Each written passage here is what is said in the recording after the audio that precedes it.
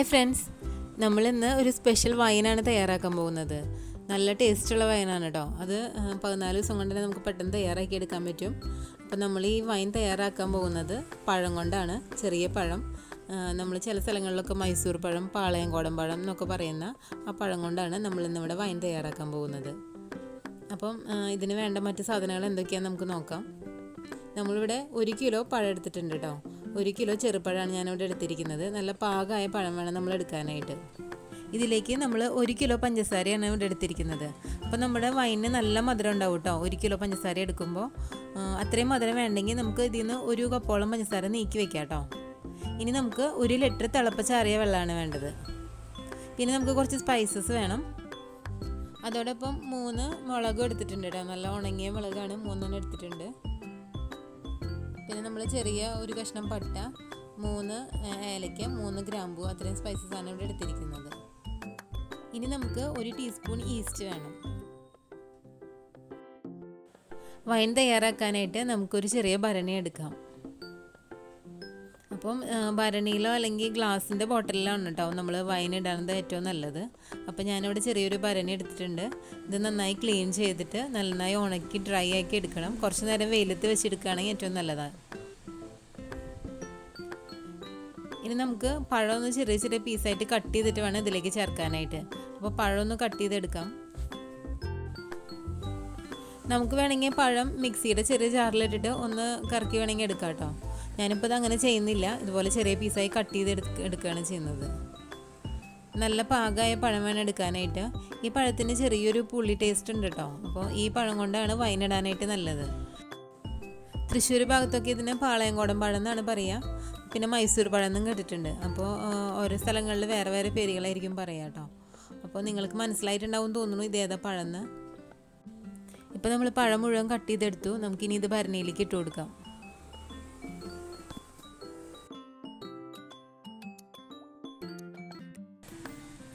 ഇനി നമുക്ക് ഒരു സ്പൂൺ കൊണ്ട് ഈ പഴം നന്നായി ഒന്ന് ഉടച്ചു കൊടുക്കാം. അപ്പോൾ വൈനൊക്കെ ഉണ്ടാക്കുമ്പോൾ നമ്മളിതുപോലെ വുഡൻ്റെ സ്പൂൺ ഉപയോഗിക്കുകയാണ് കേട്ടോ ഏറ്റവും നല്ലത്. സ്പൂൺ നന്നായി കഴുകി നന്നായി ഡ്രൈ ആക്കിയിട്ട് വേണം നമ്മൾ വൈൻ്റെ ജാറിലൊക്കെ ഇടാനായിട്ട്. അല്ലെങ്കിൽ ഇതൊക്കെ വൈനൊക്കെ പെട്ടെന്ന് പൂത്തു പോകാനായിട്ട് ചാൻസ് ഉണ്ട്. അപ്പോൾ നമ്മുടെ പഴം നല്ല പാകമായതുകൊണ്ട് നമ്മൾ സ്പൂൺ വെച്ചിട്ട് നന്നായി ഒന്ന് പ്രസ് ചെയ്ത് കൊടുത്താൽ തന്നെ നന്നായി ഉടഞ്ഞു കിട്ടും. അപ്പോൾ എളുപ്പത്തിന് വേണമെങ്കിൽ നമുക്ക് മിക്സിയുടെ ജാറിലിട്ടിട്ടും ഇതുപോലെ ചെയ്യാം കേട്ടോ. മിക്സിയുടെ ജാറിലിട്ടിട്ട് ഉടച്ചതിന് ശേഷം ഇട്ടാലും മതി. ഇപ്പം നമ്മളിത് ആ പഴമൊക്കെ നന്നായി ഉടച്ചെടുത്തിട്ടുണ്ട്. അത്ര നന്നായി ഉടഞ്ഞില്ലെങ്കിലും കുഴപ്പമില്ല കേട്ടോ. ഒരുവിധമൊക്കെ ഉടഞ്ഞും കിട്ടിയിട്ടുണ്ട് നമുക്ക്. നമുക്കിനി ഇതിലേക്ക് ബാക്കിയുള്ള സാധനങ്ങൾ ചേർത്ത് കൊടുക്കാം. ഇനി നമ്മൾ ഇതിലേക്ക് പഞ്ചസാരയാണ് ചേർക്കാൻ പോകുന്നത്. അപ്പോൾ നമ്മൾ പഞ്ചസാര 1 കിലോ ഇവിടെ അളവ് എടുത്ത് വെച്ചിട്ടുണ്ട്. അതിൽ നിന്ന് ഒരു 1/2 കപ്പ് പഞ്ചസാര നീക്കി വയ്ക്കാം. അപ്പോൾ ഈ പഞ്ചസാരയും ഈ വൈനിൽ ചേർക്കാനുള്ളത് തന്നെയാണ് കേട്ടോ. ഇത് വൈനൊക്കെ പാകമായതിന് ശേഷം ലാസ്റ്റ് നമുക്ക് കളറിന് വേണ്ടിയിട്ട് കാരമലൈസ് ചെയ്ത് ചേർക്കാനാണ് നമ്മളിപ്പോൾ 1/2 കപ്പ് പഞ്ചസാര നീക്കി വെച്ചത്. അപ്പം ബാക്കിയുള്ള പഞ്ചസാരയാണ് നമ്മളിപ്പോൾ ഈ ഭരണിയിലേക്ക് ഇടാൻ പോകുന്നത്. നമ്മുടെ വൈനിന് അത്ര അധികം മധുരം വേണ്ടാന്നുണ്ടെങ്കിൽ നമുക്ക് ഒരു 1/2 കപ്പ് കൂടെ പഞ്ചസാര മാറ്റി വെച്ചതിന് ശേഷം ഭരണിയിൽ ഇട്ട് കൊടുത്താൽ മതി കേട്ടോ.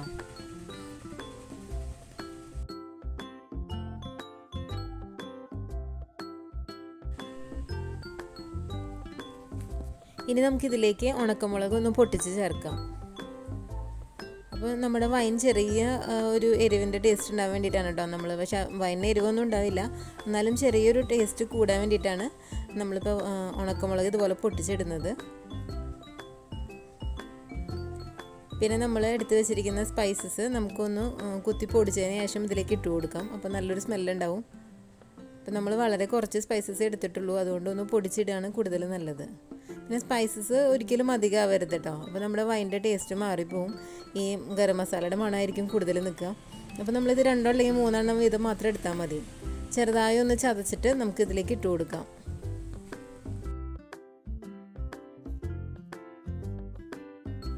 ഇനി നമ്മൾ നേരത്തെ ഇൻഗ്രീഡിയൻസിൻ്റെ കൂടെ കാണിക്കാൻ വിട്ടുപോയ ഒരു ഐറ്റം കൂടെ ചേർക്കുന്നുണ്ട് കേട്ടോ. 1 ടീസ്പൂൺ സൂചി ഗോതമ്പാണ് ചേർക്കുന്നത്.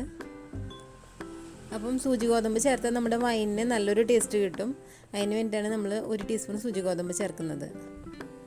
അത് വേണമെന്നുണ്ടെങ്കിൽ നമുക്ക് നല്ല ക്ലീൻ ആയിട്ടുള്ള ടവലിൽ കിഴികെട്ടിട്ടിടാം. അല്ലാന്നുണ്ടെങ്കിൽ ഡയറക്റ്റ് ഇട്ട് കൊടുത്താലും മതി. നമ്മളത് അരിച്ചെടുക്കുമ്പോൾ എല്ലാതും പൊയ്ക്കോളും. പിന്നെ നമ്മൾ 1 ടീസ്പൂൺ ഈസ്റ്റ് ചേർക്കുന്നുണ്ട്. ഇൻസ്റ്റൻറ്റ് ഈസ്റ്റാണ് ഞാനിവിടെ ചേർക്കുന്നത്. നമുക്ക് നമ്മുടെ കയ്യിലുള്ള ഈസ്റ്റ് ഏതാണെന്ന് വെച്ചാൽ അത് ചേർത്താൽ മതി. അപ്പോൾ നമ്മളിത് ആക്ടിവേറ്റ് ആക്കിയിട്ടൊന്നും ഇടുന്നില്ല, ഡയറക്റ്റ് ഇതിൽ ഇട്ട് കൊടുത്താൽ മതി. 1 ടീസ്പൂൺ നിറച്ചും ഇട്ട് കൊടുക്കണം. ഇനി നമുക്കിതിലേക്ക് തിളപ്പിച്ചാറിയ വെള്ളം ചേർത്ത് കൊടുക്കാം. 1 ലിറ്റർ തിളപ്പിച്ചാറിയ വെള്ളമാണ് ഞാനിപ്പോൾ ഇവിടെ ചേർത്തിരിക്കുന്നത്. ഇനി നന്നായി ഒന്ന് മിക്സ് ചെയ്ത് കൊടുക്കാം. അപ്പോൾ നല്ലപോലെ മിക്സ് ചെയ്തിട്ട് നമ്മുടെ പഞ്ചസാരയൊക്കെ നന്നായി ഒന്ന് അലിയണം. അതിന് വേണ്ടിയിട്ട് നന്നായി ഒന്ന് മിക്സ് ചെയ്ത് കൊടുക്കാം നമുക്ക്. അപ്പോൾ നമ്മൾ ഇട്ട് വെക്കുന്ന ഈ ഭരണിയുടെ 1/4 ഭാഗത്തോളം മാത്രമാണ് നമ്മുടെ ഈ മിക്സ് വേണ്ടത്. കാരണം ഇത് ഫെർമെൻറ്റേഷൻ നടക്കുമ്പോൾ നന്നായി ഒന്ന് പൊന്തിയൊക്കെ വരും. അപ്പോൾ പൊന്തി പോകാനൊക്കെ ചാൻസ് ഉണ്ട്. അപ്പോൾ നമ്മൾ ഏത് ഭരണികളോ ഏത് ജാറിലിട്ട് വെച്ചാലും അതിൻ്റെ ഒരു 1/4 ഭാഗം വേക്കൻ്റായിട്ട് വിടണം. അപ്പോൾ നമ്മൾ നന്നായി മിക്സ് ചെയ്തെടുത്തിട്ടുണ്ട് കേട്ടോ. ഇനി നമുക്കിത് നന്നായി ഒന്ന് അടച്ച് വയ്ക്കണം.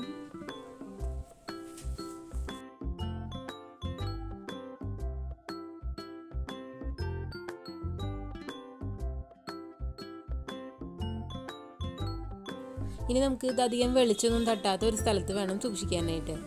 അതുപോലെ 1-2 ദിവസങ്ങളിൽ നന്നായി ഒന്ന് മിക്സ് ചെയ്ത് കൊടുക്കണം കേട്ടോ. കാരണം നമ്മുടെ ഈ പഴമൊക്കെ എപ്പോഴും മുകളിലാണ് കിടക്കുക, അടിയിൽ നന്നായി മിക്സിങ് കിട്ടാനായിട്ട് ബുദ്ധിമുട്ടാണ്. അതുകൊണ്ട് നമ്മൾ 1-2 ദിവസങ്ങളിൽ ഏകദേശം ഒരേ സമയം, ഇപ്പോൾ രാവിലെയാണ് നമ്മളിത് മിക്സ് ചെയ്യുന്നതെങ്കിൽ എല്ലാ പ്രാവശ്യവും രാവിലെ തന്നെ മിക്സ് ചെയ്യാം. അതുപോലെ 1-2 ദിവസങ്ങളിൽ നന്നായി ഒന്ന് മിക്സ് ചെയ്ത് കൊടുക്കുക. അങ്ങനെ 14 ദിവസമാണ് നമുക്ക് വെക്കേണ്ടത്. അപ്പോൾ 14 ദിവസത്തിന് ശേഷം നമ്മളിത് അരിച്ചെടുക്കാനായിട്ട് ഭരണി തുറന്നിട്ടുണ്ട്.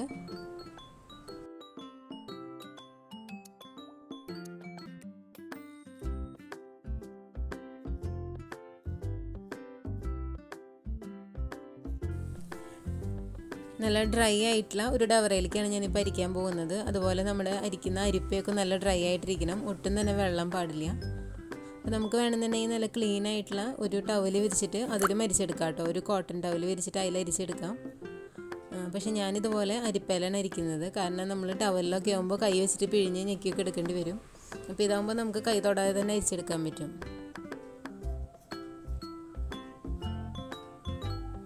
സ്പൂൺ വെച്ചിട്ട് ചെറുതായി ഒന്ന് പ്രസ് ചെയ്ത് കൊടുത്തിട്ട് നമുക്ക് ഇതിലുള്ള എല്ലാ ജ്യൂസും പുറത്തേക്ക് വരുന്നത് പോലെ പ്രസ് ചെയ്ത് കൊടുക്കാം. അപ്പോൾ കുറച്ചധികം നേരം നമുക്കിതുപോലെ വെക്കാം കേട്ടോ. കുറച്ചധികം നേരം നമ്മൾ ഈ അരിപ്പയിൽ ഇങ്ങനെ വെച്ചിരുന്ന് കഴിഞ്ഞാൽ ഇതിൻ്റെ എല്ലാ ജ്യൂസും താഴത്തേക്ക് വീണോളൂ.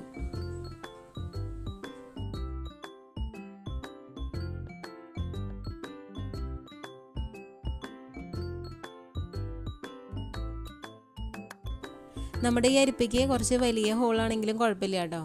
കാരണം നമ്മളിത് കുറച്ച് നേരം വെക്കും, അതിനുശേഷം നന്നായി തെളിഞ്ഞതിന് ശേഷം മാത്രമാണ് ബോട്ടിലൊക്കെ ആക്കുക. അപ്പോൾ നമുക്ക് നല്ല ക്ലിയർ ആയിട്ടുള്ള വൈൻ തന്നെ കിട്ടുകയുള്ളൂ.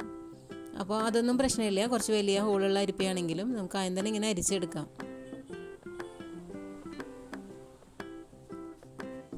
ഇനി ഇതിവിടെ ഇങ്ങനെ കുറച്ച് നേരം ഇരിക്കട്ടെ. അപ്പോൾ ഇതിൽ ബാക്കിയുള്ള ജ്യൂസും കൂടെ നമ്മുടെ പാത്രത്തിലേക്ക് വീണോളും. അപ്പോൾ ഈ സമയം കൊണ്ട് നമ്മൾ നേരത്തെ എടുത്ത് വെച്ചിരിക്കുന്ന 1/2 കപ്പ് പഞ്ചസാര നമുക്കൊന്ന് കാരമലൈസ് ചെയ്യാം. അപ്പോൾ അതിനായിട്ട് ഞാനിവിടെ ഒരു നല്ല ചൂട് കട്ടിയുള്ള ഒരു ചീനച്ചട്ടി വെച്ചിട്ടുണ്ട്, നല്ലപോലെ ചൂടാക്കാനായിട്ട്. നന്നായി ചൂടായതിന് ശേഷം നമുക്ക് 1/2 കപ്പ് പഞ്ചസാര ഇതിലേക്ക് ചേർത്ത് കൊടുക്കാം.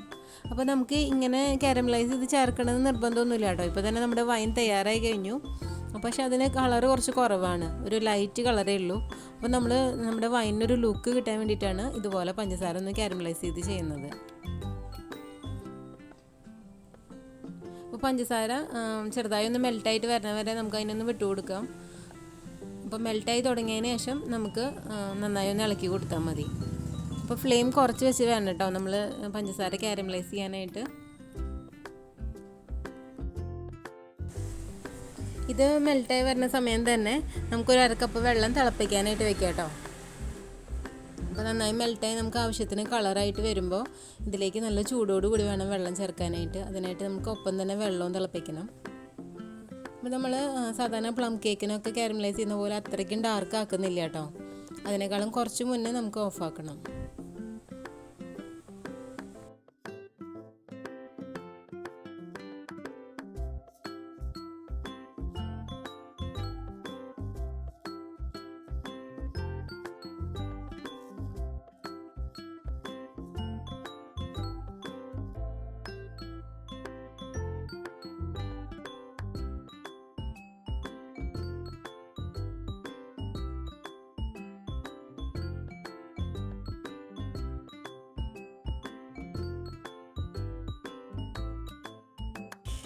ഇപ്പോൾ നമ്മുടെ പാകത്തിനുള്ള കളറായിട്ടുണ്ട്. നമുക്കിനി ഇതിലേക്ക് പെട്ടെന്ന് തന്നെ വെള്ളം ചേർക്കാം കേട്ടോ. അപ്പോൾ ഫ്ലെയിം നല്ലപോലെ ചെറുതാക്കി വെച്ചതിന് ശേഷം നല്ല ചൂടുള്ള വെള്ളം ചേർത്ത് കൊടുക്കാം.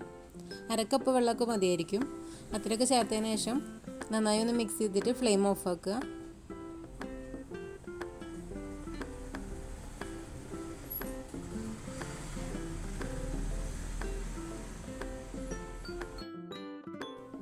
ഇതിലേക്ക് നമുക്ക് ഒരു ചെറിയ നാരങ്ങയുടെ പകുതി ചേർത്ത് കൊടുക്കാം. അപ്പോൾ നമ്മുടെ ഈ പഞ്ചസാരയുടെ സിറപ്പ് കട്ട പിടിക്കാതിരിക്കാനാണ് നമ്മളിതുപോലെ പകുതി ചെറുനാരങ്ങ ചേർത്ത് കൊടുക്കുന്നത്. ഇനി നന്നായി ചൂടാറണം കേട്ടോ. അപ്പോൾ നന്നായി ചൂടാറുന്നത് വരെ ഇതിവിടെ തന്നെ വയ്ക്കാം. നന്നായി ചൂടാറിയതിന് ശേഷം മാത്രമേ നമ്മളിത് വൈനിൽ മിക്സ് ചെയ്യുന്നുള്ളൂ. ചൂടാറിയതിന് ശേഷം നമുക്ക് ഈ കാരമൽ സിറപ്പ് നമ്മൾ നേരത്തെ തയ്യാറാക്കി വെച്ച വൈനിലേക്ക് ചേർത്തിട്ട് നല്ലപോലെ ഒന്ന് മിക്സ് ചെയ്ത് കൊടുക്കാം. നന്നായി ഒന്ന് മിക്സ് ചെയ്തതിന് ശേഷം ഇനി നമ്മൾ അനക്കരുത്. ഇനി അനക്കാതെ ഒരു 2 മണിക്കൂറെങ്കിലും ഇത് അടച്ചു വയ്ക്കണം. അപ്പോൾ നന്നായി ഇങ്ങനെ അനങ്ങാതിരുന്നാലാണ് നമുക്ക് നല്ല തെളിഞ്ഞ വൈൻ മുകളിൽ നിന്ന് കിട്ടുള്ളൂ. അതിനാണ് നമ്മളിതുപോലെ വെക്കുന്നത്.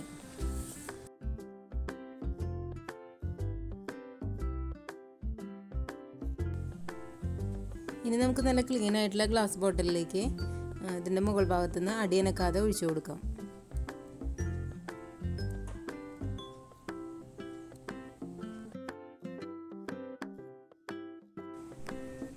ഫുള്ളായിട്ട് നിറയ്ക്കാതെ ബോട്ടിലിൻ്റെ കുറച്ച് ഭാഗം സ്പേസ് വെറുതെ വിടണം കേട്ടോ. എന്നിട്ട് നമുക്കത് അടച്ചു വയ്ക്കാം. അപ്പം വൈൻ നമ്മുടെ തയ്യാറായിട്ടുണ്ട്. നമുക്കിപ്പോൾ തന്നെ കഴിക്കാൻ നല്ല ടേസ്റ്റാണ്. ഇത് കുറച്ച് നാളും കൂടെ ഒരാഴ്ച കൂടെ വെച്ച് കഴിഞ്ഞാൽ കൂടുതൽ ടേസ്റ്റ് ഉണ്ടായിരിക്കും കഴിക്കാനായിട്ട്.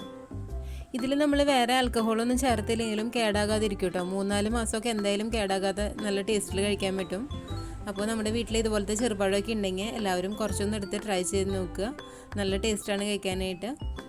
അപ്പോൾ എല്ലാവരും ട്രൈ ചെയ്ത് നോക്കി ഫീഡ്ബാക്ക് അറിയിക്കുക.